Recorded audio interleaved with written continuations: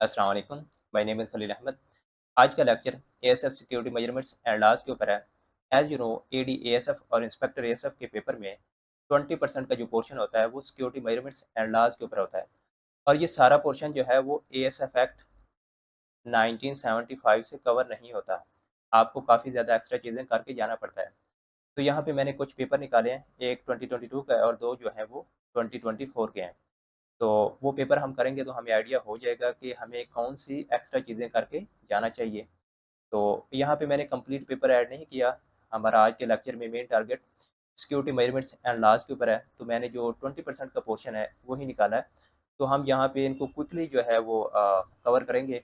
इनको डिटेल के साथ अगर आपने देखना है वो हमने पहले ही जो है वो एएसएफ एक्ट 1975 को कवर किया हुआ है। तो आप प्लेलिस्ट में जाएँ, वहाँ पे आपको बाकी लेक्चर मिल जाएँगे।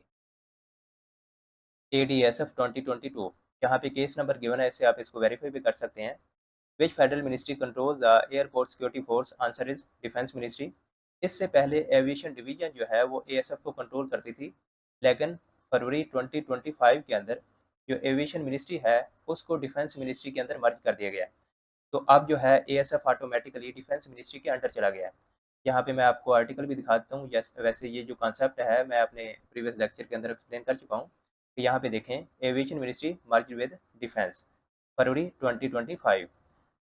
यहाँ पे एक और कॉन्सेप्ट अंडरस्टैंड कर लें कि अगर क्वेश्चन इस तरह से आए कि which division control the airport security force, यहाँ पे वर्ड है मिनिस्ट्री का, अगर इसकी जगह डिवीजन है तो फिर क्या आप मार्क करेंगे? फिर आपने एविएशन डिवीजन को ही मार्क करना है, क्योंकि एक मिनिस्ट्री के अंदर एक से ज़्यादा डिवीजन हो सकते हैं, ठीक है? अभी भी जो एडमिनिस्ट्रेटिवली ये सब जो है वो एविएशन डिवीजन के कंट्रोल में है, लेकिन जो उसके ऊपर मिनिस्ट्री है वो कौन सी है? वो डिफेंस मिनिस्ट्री है। तो इस कॉन्सेप्ट को आपने माइंड में रखना है। Airport security force headquarter is located in Karachi.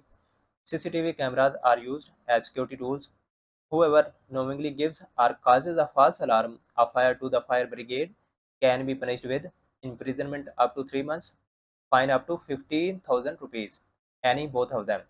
उनको एक सज़ा भी दी जा सकती है और दोनों सज़ाएं भी दी जा सकती हैं। तो ऑप्शन जो थर्ड है ये करेक्ट है।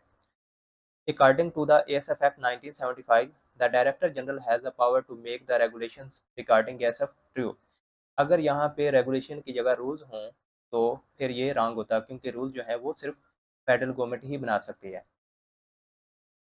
Airport security force is in charge of security in case of any act of unlawful interference और threats of such interference to airports, aerodromes, civil aviation installation.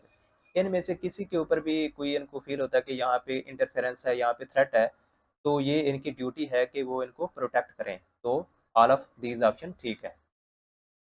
The federal government can delegate its power under the ASF Act 1975 to Director General ASF. The federal government can delegate all of its powers under the ASF Act 1975 to the Director General ASF except power to make rules. Rule making power जो है वो सिर्फ federal government के पास होती है। Which of the following is included in government strategic infrastructures? Radio station, power plants, water canals, ये तमाम जो हैं ये गवर्नमेंट स्ट्रेटेजिक इंफ्रास्ट्रक्चर में आते हैं। तो all of these option correct होगा। If an officer detects contraband items, a person checked by him, he is to notify custom staff. फिर कस्टम स्टाफ जो है वो कस्टम एक्ट 1969 के तहत उस मैटर को डील करता है। An ASF member shall prevent all persons and vehicles from access to the airside or other areas important to the security of the aerodromes or airport is true. बिल्कुल, जो ASF का member होता है उसके पास ये authority और power होती है कि वो अनऑथोराइज्ड पर्सन्स और व्हीकल्स को इन तमाम सेंसिटिव एरियाज की तरफ जाने से रोके, क्योंकि यहाँ पे जाना मना होता है। Terrorist acts carried out by governments in pursuit of political objectives often as part of their foreign policy is known as state terrorism. No officer or member shall resign from the force without giving in writing a notice of 2 month. Leave करने से पहले इन्होंने 2 month पहले notice देना होता है। तो ये जो है एएसएफ रूल्स, जो उनके सर्विस रूल्स हैं 1978, जो 3 साल बाद बनाए गए थे, उसमें मेंशन है। ये एएसएफ एक्ट 1975 के अंदर आपको नहीं मिलेगा। A service of aircraft for any purpose of civil aviation, whether aerial work, public transport और otherwise means air service. Which of the following is not part of physical security?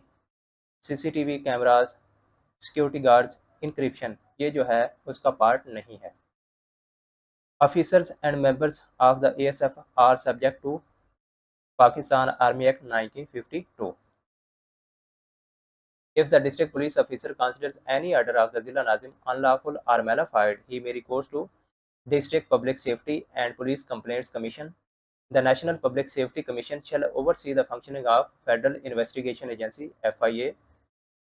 Temporary permit functionary pass is issued for maximum period of 3 months. Who is the junior person in the same grade appointed on the same date on contract basis? तो ये हमारा जो है 2022 का ADASF का paper complete हो गया। अभी हम जो है वो 2024 का ADASF का पेपर देखते हैं। Which of the following are the general categories of security classifications? इसमें confidential, secret and top secret शामिल हैं। In official secret act 1923, any reference to a place belonging to government means place owned by a government department, place occupied by a government department, place rented by a government department, इसमें तमाम शामिल हैं। Official secret act applies to the whole of Pakistan and includes the following: wherever they may be, all citizens of Pakistan, persons in service of Pakistan, इन दोनों पे apply होता है। तो आपको याद होगा कि जो साइफर केस था उसके ऊपर भी यही सीक्रेट एक्ट ही अप्लाई किया गया था। Cyber crime in Pakistan is dealt by FIA, लेकिन अभी जो है आपको याद होगा पाकिस्तान के अंदर एक नया इदारा बना है, national cyber crime investigation agency, जिसको NCCIA कहा जाता है। तो साइबर क्राइम अभी ये डील करती है। ये जो इदारा है ये 2024 के अंदर बना था। तो क्योंकि ये पेपर पुराना है तो अभी वही चलेगा। अभी अगर क्वेश्चन आता है तो आपको ये पता होना चाहिए। ये वैसे मैंने करंट अफेयर के अंदर अच्छे से करवाया हुआ है। इसके अभी जो हेड हैं वो है Waqaruddin Syed. District refers to a defined area in local government law.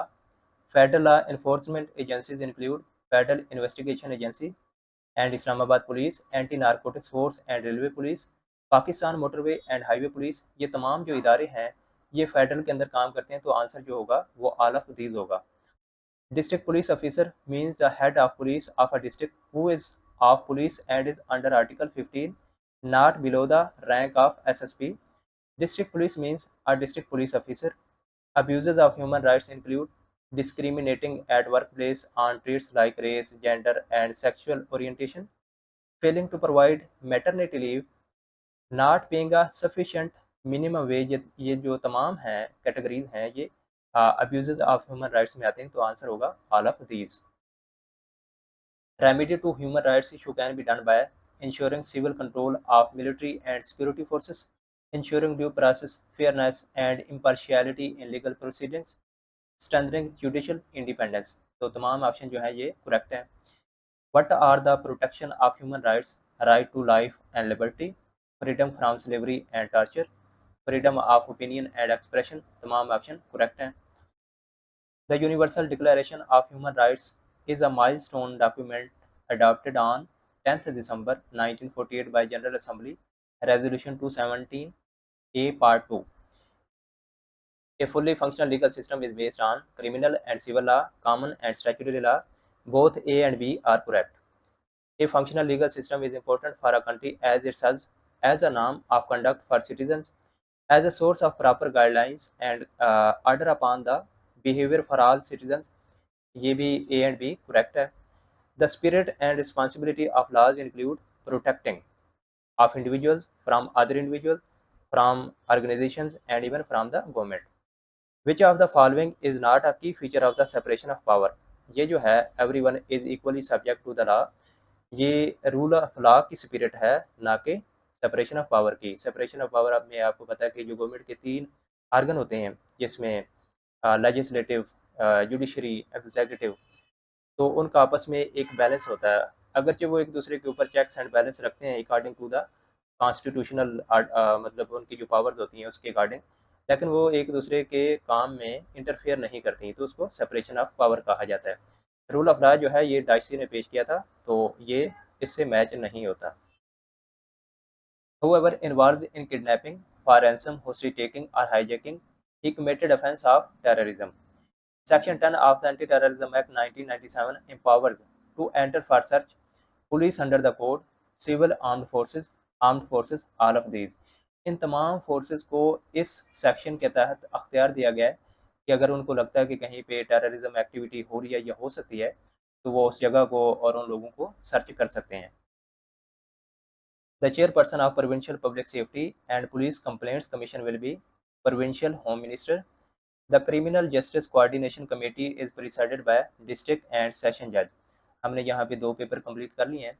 अभी हम एक और पेपर करेंगे, ये है इंस्पेक्टर एएसएफ 2024 का। यहाँ पे उसका केस नंबर गिवन है, क्योंकि इसमें भी 20% का जो पोर्शन है वो सिक्योरिटी मेजरमेंट और लॉ के ऊपर है, तो ये भी करना चाहिए। इसमें मोर और लेस सेम चीज़ें ही गिवन है। The official secret act drives its root from which of the following judicial system is United Kingdom system. British ने ही सब कॉन्टिनेंट के अंदर 1923 के अंदर ऑफिशियल सीक्रेट एक्ट जो है वो इंट्रोड्यूस करवाया था, यही पाकिस्तान के अंदर चल रहा है। The following are the recognised layers of physical security, deterrence and access control, detection and identification. Both A and B जो है ये फिजिकल सिक्योरिटी के अंदर फॉल करते हैं। All personnel dealing with the sensitive information are required to read the official secret act and sign a certificate to that effect after every 6 months. Disclosure of which information could cause a grave danger to the interest of state, top secret. Junior ranks means member of the police below the rank of as set out in the first schedule, sub-inspector. A lawful command mean command given by the superior officer. Cyber laws in Pakistan include Electronic Transaction Ordinance 2002, electronic cyber crime bill 2007। Both A and B जो है ये cyber laws में शामिल है। Police includes any build up building और other permanent structure, any temporary building, tent, booth और other structure, any area in use whether closed और open. All of these is the correct option. Economic, social and cultural rights include the right to work in just and favorable conditions, the right to social protection, to an adequate standard of living, and to the highest attainable standard of physical and mental well-being. Both A and B is the correct option.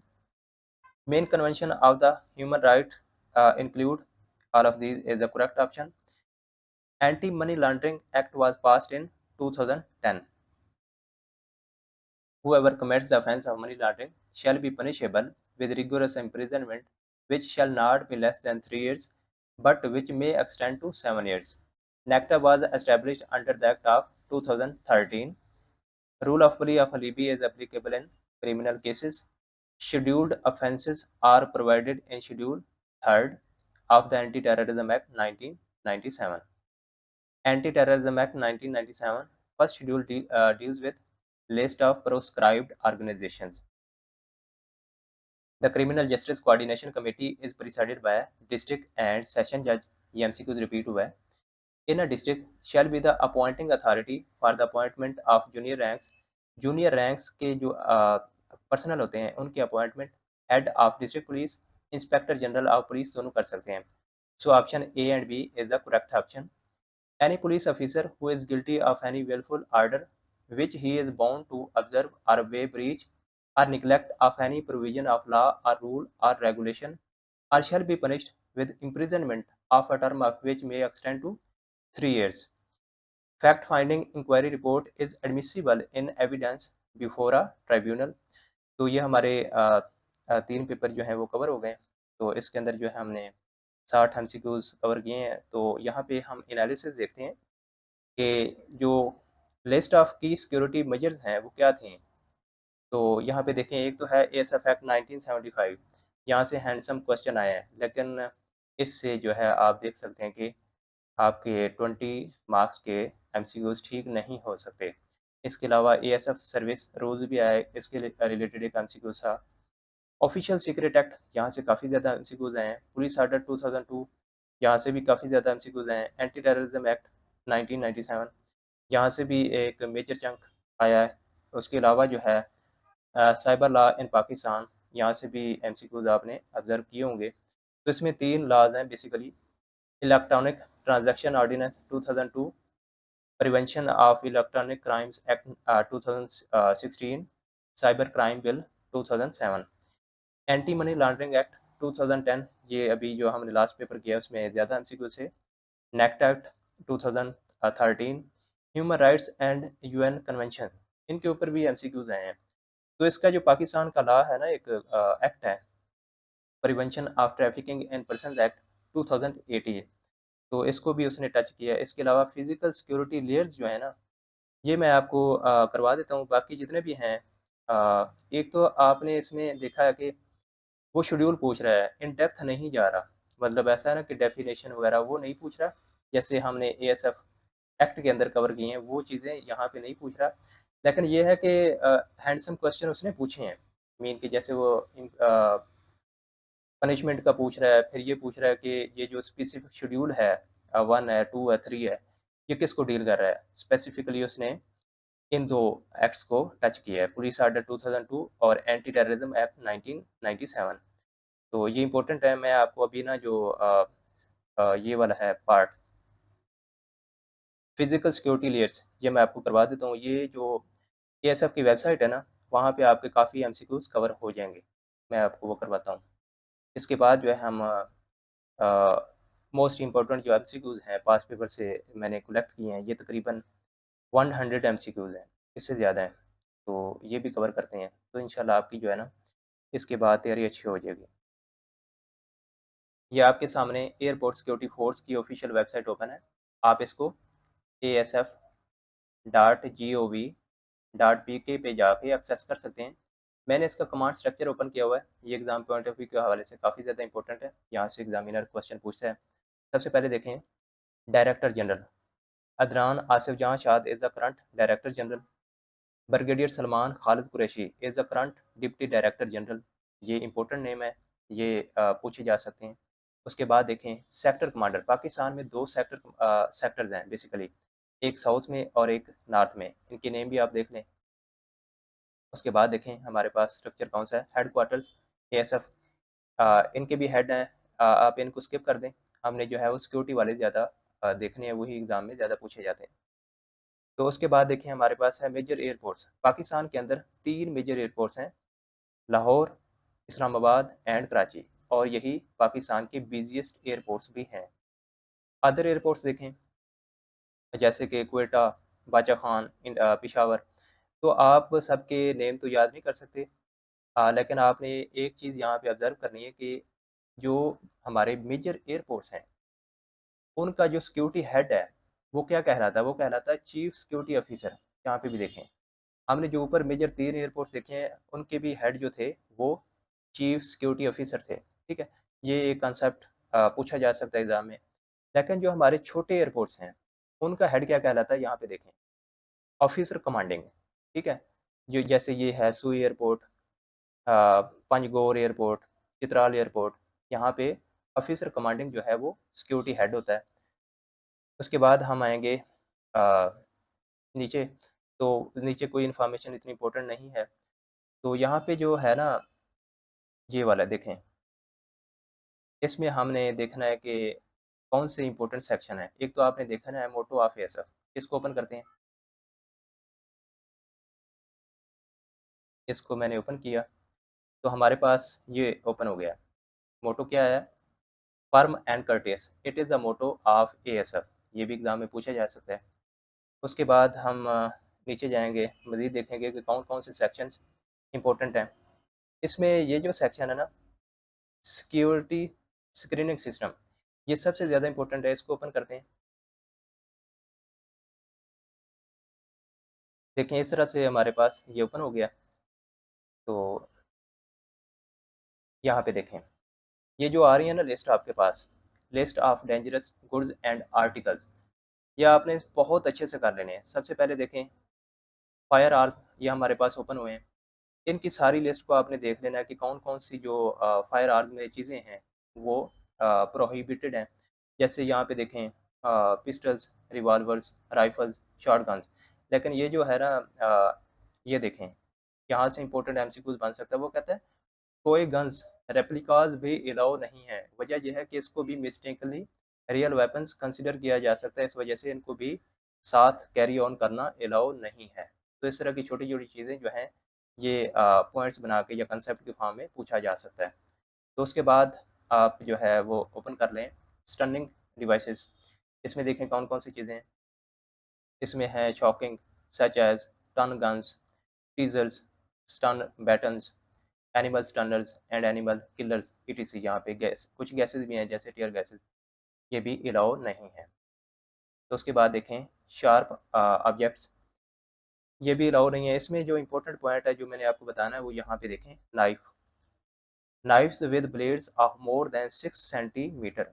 इसमें एक बात कह रहा है, वो कह रहा है कि ऐसा नाइफ जिसका ब्लेड जो है वो 6 सेंटीमीटर से मतलब 6 सेंटीमीटर से ज़्यादा हो, वो अलाउ नहीं है। इट मीन इससे कम जो है वो अलाउ है या 6 सेंटीमीटर तक अलाउ है। तो ये भी इम्पोर्टेंट एमसीक्यूज़ बन सकता है। उसके बाद देखें वर्कर्स टूल्स, ये जो आपको नज़र आ रहे हैं सारे, ये भी अलाउ नहीं हैं। उसके बाद ब्लंट इंस्ट्रूमेंट्स, ये भी आप देख लें। Clubs and battens such as बिल्ली क्लब्स, ये भी अलाउ नहीं है। उसके बाद एक्सप्लोसिव्स, ये हमने एक्ट के अंदर भी देखे थे काफ़ी ज़्यादा, तो यहाँ पे भी आप एक दफ़ा देख लें। तो उसके बाद जो इम्पोर्टेंट इन्फॉर्मेशन है मज़ीद, वो मैं आपको यहाँ पे दिखाता हूँ। कैरेज ऑफ लिक्विड, यहाँ से एग्ज़ामिनर ने क्वेश्चन लिए हैं।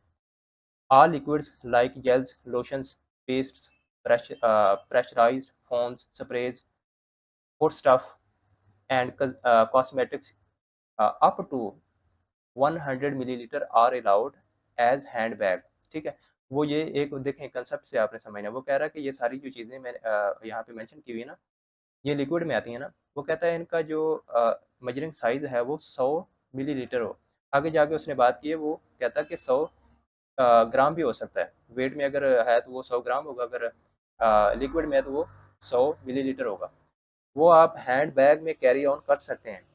आपने हैंड बैग को जो है वो होल्ड बैग से कंपेयर करना है। होल्ड बैग वो होता है जो आपका सूटकेस होता है, वो आपका एज अ कार्गो जाता है। लेकिन हैंड बैग जो है वो आपके पास एरोप्लेन में आपका जो कैबिन होता है उसमें आप कैरी ऑन कर सकते हैं इसको, तो उसको कहते हैं हैंड बैग। उसमें उसमें के अंदर जो आपने लिक्विड लेके जाना होता है उसकी बात हो रही है।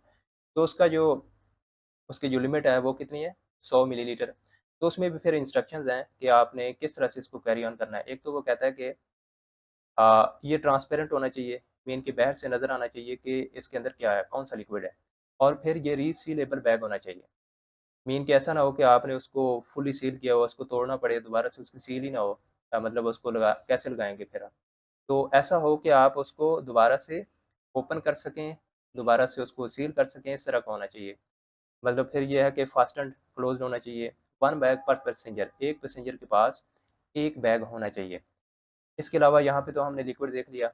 मेडिसिन की भी बात की जा रही है, जैसे डायबिटिक किट्स हैं वो भी अलाउ हैं, बेबी फूड भी अलाउ है, और नॉन कॉस्मेटिक ये चीज़ें भी अलाउ हैं जो डेकोरेशन में वगैरह यूज़ होती हैं, जैसे कि लिपस्टिक हो गई, ये चीज़ें अलाउ हैं।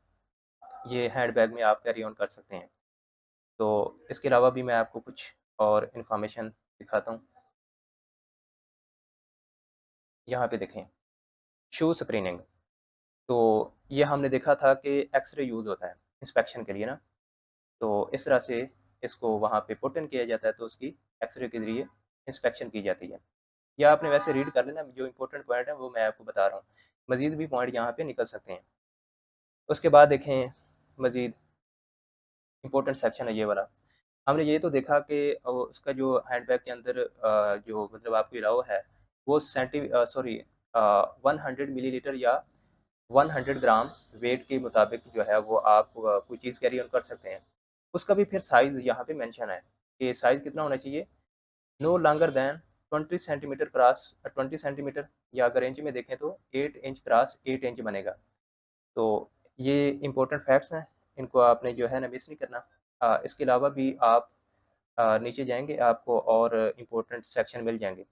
यहाँ पे आप ये देखें security instructions, frequently asked questions, ये देखें। तो इसमें से वेबसाइट्स में आपने इतने करना, आपके मैक्सिमम 10 मिनट भी नहीं लगेंगे। हो सकता है इसमें से 1-2 क्वेश्चन आ जाए तो वो आपका स्किप नहीं होना चाहिए यहाँ से।